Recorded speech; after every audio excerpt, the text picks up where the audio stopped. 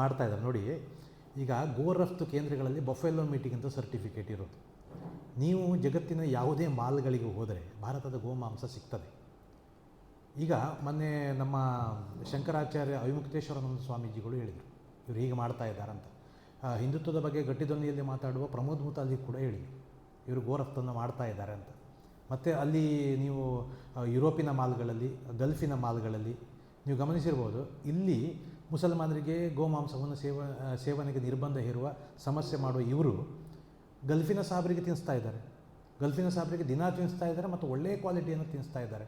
ಈಗ ನಾವು ಮುಸಲ್ಮಾನ ಸಮುದಾಯ ಮಾತ್ರ ಹೇಳುವುದಲ್ಲ, ಗೋ ರಫ್ತನ್ನು ಮಾಡ್ತಾ ಇದ್ದಾರೆ ಅಂತ ಹೇಳ್ತಾ ಇರೋದಲ್ಲ. ಶಂಕರಾಚಾರ್ಯ ಭಾರತದ ದೊಡ್ಡ ಆಧ್ಯಾತ್ಮಿಕ ಕೇಂದ್ರ, ಆಧ್ಯಾತ್ಮಿಕ ನಾಯಕರಾದ ಶಂಕರಾಚಾರ್ಯ ಅವಿಮುಕ್ತೇಶ್ವರಾನಂದ ಸ್ವಾಮೀಜಿಗಳು ಕೂಡ ಗೋಮಾಂಸ ರಫ್ತನ್ನು ಮಾಡ್ತಾ ಇದ್ದಾರೆ. ಪ್ರಮೋದ್ ಮುತಾಲಿಕ್ ಅವರು ಕೂಡ ಹೇಳ್ತಾ ಇದ್ದಾರೆ, ಭಾಳಷ್ಟು ರಾಜಕೀಯ ನಾಯಕರು ಕೂಡ ಹೇಳ್ತಾ ಇದ್ದಾರೆ, ಭಾಳಷ್ಟು ಸಾಮಾಜಿಕ ನಾಯಕರುಗಳು ಕೂಡ ಹೇಳ್ತಾ ಇದ್ದಾರೆ. ಒಂದು ವೇಳೆ ಅವರು ಮಾಡದೇ ಇದ್ದರೆ ಸಮಾಜದ ಮುಂದೆ ಬಂದುಬಿಟ್ಟು ಇಲ್ಲ ನಾವು ಮಾಡ್ತಾ ಇಲ್ಲ ಅಂತ ಹೇಳ್ಬೋದು. ಆದರೆ ಯಾವುದೇ ಕೇಂದ್ರ ಸರ್ಕಾರದವರು ಅಥವಾ ಸಂಬಂಧಪಟ್ಟ ಅವರ BJP ಪಕ್ಷದವರು ಯಾರೂ ಕೂಡ ಅದಕ್ಕೆ ಕ್ಲಾರಿಟಿ ಕೊಡ್ತಾ ಇಲ್ಲ. ಅದು ಏನಂತ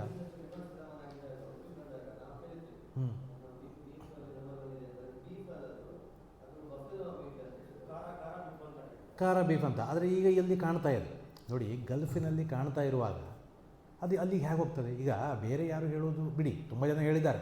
ಈಗ ಶಂಕರಾಚಾರ್ಯ ಅವಿಮುಕ್ತೇಶ್ವರಾನಂದ ಹೇಳಿದ್ದನ್ನು ನಾವು ನಗಣ್ಯ ಮಾಡಲಿಕ್ಕೆ ಬರುವುದಿಲ್ಲ. ಯಾಕಂದರೆ ಅವರು ಘಂಟಾಘೋಷವಾಗಿ ಯೋಗಿ ಆದಿತ್ಯನಾಥ್ ಅವರ ವಿರುದ್ಧ ಇದು ಮಾಡ್ತಾಯಿದ್ದಾರೆ, ಆರೋಪ ಮಾಡ್ತಾಯಿದ್ದಾರೆ. ಬೀಫಲ್ಲಿ ಉತ್ತರ ಪ್ರದೇಶ, ಯೋಗಿ ಆದಿತ್ಯನಾಥ್ ಅವರ ಉತ್ತರ ಪ್ರದೇಶ ಸರ್ಕಾರವೇ ನಂಬರ್ 1 ಬೀಫ್ ರಫ್ತಿನಲ್ಲಿ. ಹಾಂ, ಯಾವುದು? ಇಲ್ಲ, ನೀವು ನೋಡಿ, ನೀವು ದಾಖಲೆಗಳನ್ನು ನೋಡಿ, ನೀವು ದಾಖಲೆಗಳನ್ನು ನೋಡಿದರೆ ನೋಡಿ, ಈಗ ಈ ಗೂಗಲ್ ಸರ್ಚ್ ಮಾಡಿದರೂ ಕೂಡ ನಿಮಗೆ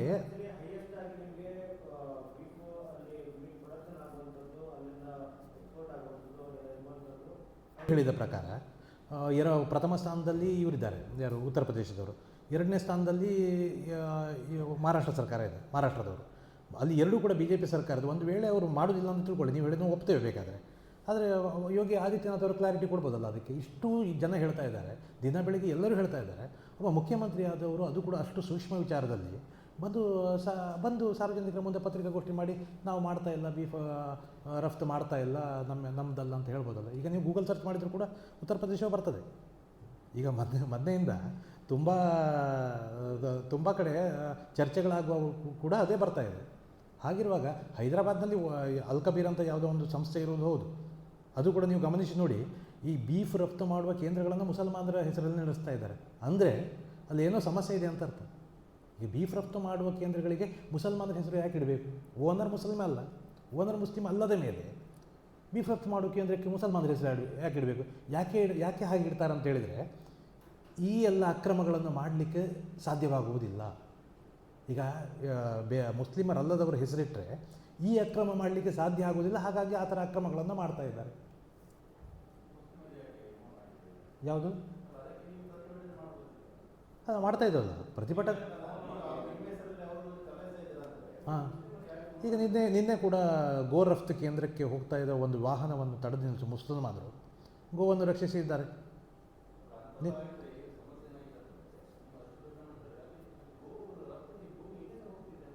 ಅದೇ ಹೇಳೋದು.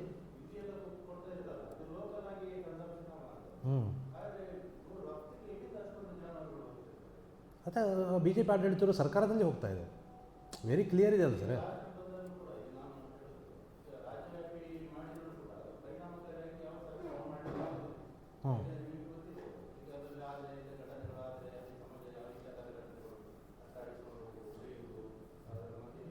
ನಮ್ಮ ಸರ್ಕಾರ ಇರುವಾಗ, ಭಾರತದಂಥ ಸರ್ಕಾರದಲ್ಲಿ ನೀವೊಂದು ಕಾನೂನನ್ನು ಅನುಷ್ಠಾನ ಮಾಡಲಿಕ್ಕೆ ಆಗೋದಿಲ್ಲ ಅಂತ ಹೇಳೋದು ಅದು ಅಷ್ಟು ಸಮಂಜಸ ಅಲ್ಲ. ಈಗ ಭಾರತದಲ್ಲಿ ನೋಡಿ, ಈಗ ದೇಶದೊಳಗಿರುವ ಗೋವನ್ನು ರಫ್ತು ಮಾಡ್ತಾರೆ ಅಂತ ಹೇಳಿದ್ರೆ ದೇಶದ ಗಡಿಯಲ್ಲಿರುವ ನುಸುಳುಕೋರನ್ನು ಹೇಗೆ ತಡೀತಾರೆ ಇವರು?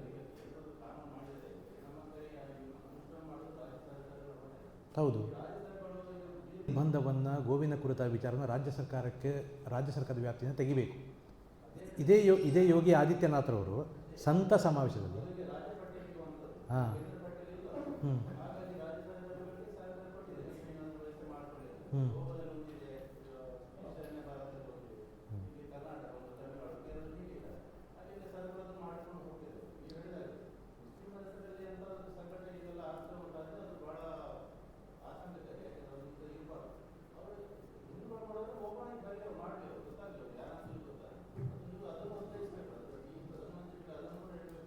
ಅಲ್ಲ ನಾವು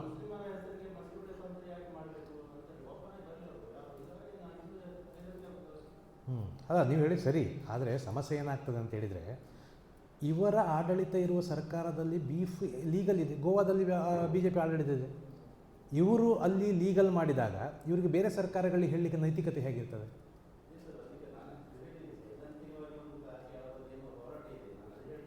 ಅಲ್ಲಿ ಅಥವಾ ಸಣ್ಣ ರಾಷ್ಟ್ರಗಳಿಗೆ ಯಾವುದೇ ಆದರೂ ಕೂಡ ನಾವು ಸಮುದಾಯಗಳಿಂದ ಆ ಥರ ಆಶಯ ಮಾಡಲಿಕ್ಕೆ ಆಗೋದಿಲ್ಲ. ಯಾಕಂದರೆ ಕಾನೂನು ಸರ್ಕಾರ ಮಾಡಬೇಕು ಬಿಟ್ಟರೆ ಸಮುದಾಯ ಅಲ್ಲ. ಸಮುದಾಯ ಒಂದು ಸ್ಪಂದನ ಕೊಡ್ಬೋದು. ಈಗ ನೋಡಿ, ಭಾರತೀಯ ಮುಸಲ್ಮಾನ ಸಮುದಾಯ ದೊಡ್ಡ ಮಟ್ಟದ ಸ್ಪಂದನವನ್ನು ಕೊಟ್ಟಿದೆ. ಇದು ಯಾವ ದೇಶದಲ್ಲಿಯೂ ಕೂಡ ಆಗಲಿಕ್ಕೆ ಸಾಧ್ಯ ಇಲ್ಲ. ಹೌದು ಹೌದು ಅಲ್ಲ, ಹಾಗಾಗೋದಿಲ್ಲ ನೋಡಿ.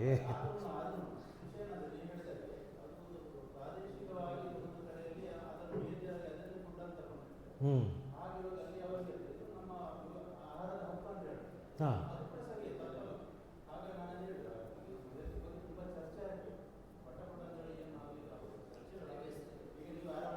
ಹೇಳ್ತೇನೆ. ಅಲ್ಲಿ ಏನಾಗ್ತದೆ ಸರ್, ಕೆಲವೊಂದು ಸಾರಿ ಏನಾಗ್ತದೆ ಅಂತ ಹೇಳಿದರೆ, ನೋಡಿ, ಇಷ್ಟು ದೊಡ್ಡ ದೇಶದಲ್ಲಿ ಒಂದು ಸಮುದಾಯಗಳ ಮಟ್ಟದಲ್ಲಿ ಇದನ್ನು ಕೊಡಲಿಕ್ಕೆ ಆಗೋದಿಲ್ಲ. ಸರ್ಕಾರ ಕಾನೂನು ಮಾಡಬೇಕು. ನೋಡಿ, ತಲಾಕ್ ಬಗ್ಗೆ ಕಾನೂನು ಮಾಡಿದೆ, ನಿಯಂತ್ರಣ ಆಗಲಿಲ್ವಾ? ತಲಾಕ್ ಬಗ್ಗೆ ನಿಯಂತ್ರಣ ಆಗಲಿಲ್ವಾ? ಅಥವಾ ಮುಸಲ್ಮಾನ ಸಂಬಂಧಪಟ್ಟ ಎಷ್ಟೋ ಕಾನೂನುಗಳನ್ನು ಮಾಡಿದ್ದಾರೆ. ಸಹಕಾರ ಆಗ್ತದೆ, ಕಾನೂನು ಆಗೋದಿಲ್ಲ ಅಂತ. ಈಗ ನೋಡಿ, ಈಗ ಮುಸಲ್ಮಾನ ಸಮುದಾಯ ಇಷ್ಟು ದೊಡ್ಡ ಮಟ್ಟದಲ್ಲಿ ಎದ್ದು ಬಂದು ಬೀಫನ್ನು ನಿಯಂತ್ರಿಸಿ ಅಂತ ಹೇಳೋದು ಒಂದು ಅಭೂತಪೂರ್ವವಾದ ಕ್ಷಣ ಅದು.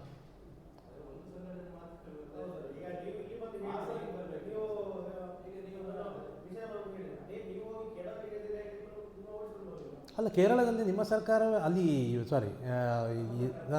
ಇದು ಕೇರಳದಲ್ಲಿ ಬಿ ಜೆ ಪಿ ಸರ್ಕಾರವೇ ಆಫರ್ ಕೊಡ್ತಾ ಇದೆ.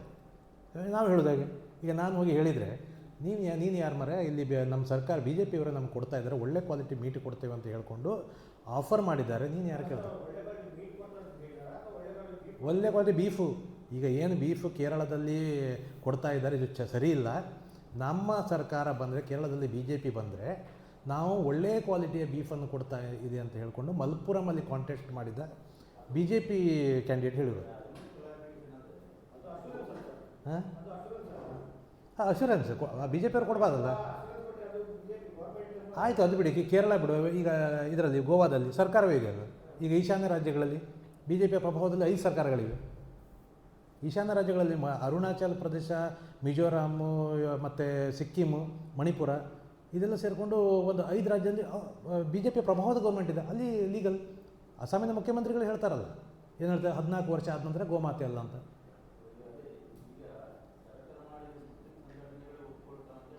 ಅದು ಒಪ್ಕೊಳ್ಬೇಕಂತ ನೀವು ನೋಡಿ, ಸರ್ಕಾರ ಯಾರು ಒಪ್ಪಿಗೆ ಕಾಯಬಾರ್ದು. ಈಗ ನನಗೆ ಕೆಲವೊಂದು ಒಪ್ಪಿಗೆ ಇಲ್ಲದೆ ಇರ್ಬೋದು. ಈಗ ದೊಡ್ಡ ಮಟ್ಟದಲ್ಲಿ ಬಂದಾಗ ಸರ್ಕಾರ, ಈಗ ನೋಡಿ, ತಲಾಖಿನ ಬಗ್ಗೆ ಕಾನೂನು ಮಾಡಿದರು, ಅಥವಾ ಬೇರೆ ಏನು ಇದು SIR ಮಾಡಿದರು, ಇದ್ರ ಬಗ್ಗೆ ಏನು ಪಬ್ಲಿಕ್ಗೆ ಕೇಳಿದ್ರು ಅವರು. ಸರ್ಕಾರ ದೇಶಕ್ಕೆ ಅನಿವಾರ್ಯವಿರುವುದು ಅಥವಾ ಅವರಿಗೆ ಸಮಂಜಸ ಇರೋದು ಮತ್ತು ಯಾವುದು ಪ್ರಮುಖ ಇದೆ, ಎಸೆನ್ಷಿಯಲ್ ಇದೆ, ಅದನ್ನು ಮಾಡಬೇಕು ಸರ್ಕಾರ ಸರ್ಕಾರ ಸಮುದಾಯವನ್ನು ಅಥವಾ ಸಮಾಜವನ್ನು ಕೇಳಿಕೊಂಡು ಯಾವುದು ಮಾಡಲಿಕ್ಕಾಗೋದಿಲ್ಲ. ಈಗ ನಾವು ಏನು ಹೇಳ್ತೇವೆ, ಒಂದು ಸರ್ಕಾರವನ್ನು ಆರಿಸುವಾಗ, ಬಹುಮತ ಕೊಟ್ಟಾಗ ಅವರಿಗೆ ಕಾನೂನು ಮಾಡುವ ಅಧಿಕಾರನೂ ತನ್ನಷ್ಟಕ್ಕೆ ಬರ್ತದೆ ಸರ್ಕಾರಕ್ಕೆ. ಇಲ್ಲ ಅಲ್ಲಿ ನಾನು ಮುಷ್ತಾಕ್ ಹೆನ್ನಾಬೈಲ್ ಅಂತ, ನಾನು ಮುಸ್ಲಿಂ ಬಾಂಧವ್ಯ ವೇದಿಕೆ ಸಂಘಟನೆ ವಕ್ತಾರ. ಮುಷ್ತಾಕ್ ಹೆನ್ನಾಬೈಲ್. ನನ್ನ ಬಲಭಾಗದಲ್ಲಿ ಅಬ್ದುಲ್ ಹಫೀಜ್ ಕಾಸ್ಮಿ ಅಂತ ಇದ್ದಾರೆ, ಧರ್ಮಗುರುಗಳು, ಕಾರ್ಕಳ. ಆ ಕಡೆ ಇರುವವರು ಮುಸ್ಲಿಂ ಬಾಂಧವ್ಯ ವೇದಿಕೆ ಅಧ್ಯಕ್ಷರಂತ ಜಾಕಿರ್ ಯಾವ ಸರ್? ಅಬ್ದುಲ್ ಹಫೀಜ್ ಕಾಸ್ಮಿ ಧರ್ಮಗುರು, ಕಾರ್ಕಳ. ಅಬ್ದುಲ್ ಹಫೀಜ್ ಕಾಸ್ಮಿ, ಕಾರ್ಕಳ. ಜಾಕಿರ್ ಹುಸೇನ್ ಉಚ್ಚಿಲ, ಇವರು ಮುಸ್ಲಿಂ ಬಾಂಧವ್ಯ ವೇದಿಕೆ ಕರ್ನಾಟಕದ ಅಧ್ಯಕ್ಷರು. ಜಾಕಿರ್ ಹುಸೇನ್ ಉಚ್ಚಿಲ. ನನ್ನ ಎಡಭಾಗದಲ್ಲಿ ಇಬ್ರಾಹಿಂ ನಡುಪದವು, ಮಂಗಳೂರು, ಇಬ್ರಾಹಿಂ ನಡುಪದವು, ಸಾಮಾಜಿಕ ಕಾರ್ಯಕರ್ತರು. ಕೋಟ ಇಬ್ರಾಹಿಂ ಸಾಹೇಬ್, ಇವರು ಕೂಡ ಸಾಮಾಜಿಕ ಕಾರ್ಯಕರ್ತರು.